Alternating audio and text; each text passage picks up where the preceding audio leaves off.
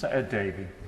Mr Deputy Speaker, following the Speaker's statement earlier, I think all our hearts and thoughts and prayers are elsewhere, but I do want to contribute to the debate and to actually agree with the Honourable Member for the Forest of Dean on his questions on heating oil.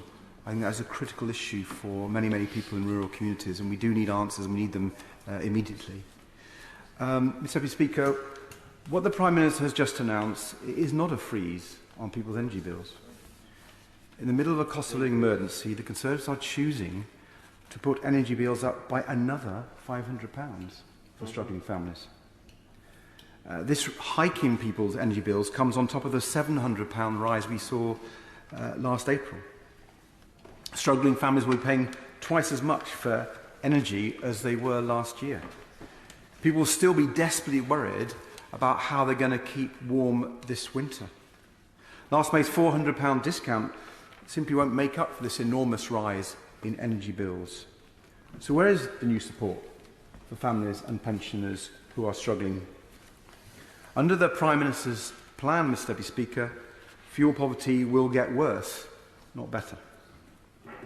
And turning to the way we think she's proposing to pay for this package, why does it seem the government is handing an eye-watering bill to taxpayers in the form of higher borrowing, which we all know ultimately means higher taxes for taxpayers and particularly for our children?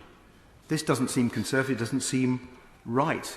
Why has she rejected the alternative of a windfall tax on today's oil and gas giants, who are raking in enormous, unexpectedly high profits thanks to President Putin's invasion of Ukraine? How is it fair, Mr Deputy Speaker, to take money from future taxpayers, from our children, and to hand it to today's oil and gas barons?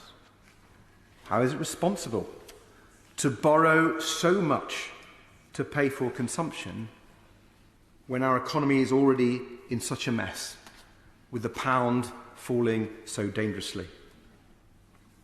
And on energy policy, Mr Deputy Speaker, the fair and responsible policy is to increase investment massively in the cheapest and most popular forms of energy available to us, wind and solar.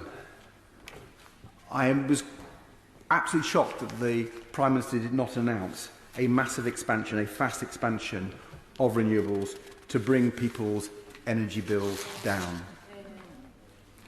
Mr Deputy Speaker, the Prime Minister has made some alarming choices today, rejecting cheap wind and solar power, raising people's energy bills even higher than they are now, refusing extra support for struggling families and pensioners, and paying for a policy with higher taxes on our children instead of a windfall tax on fossil fuels. These are the wrong choices.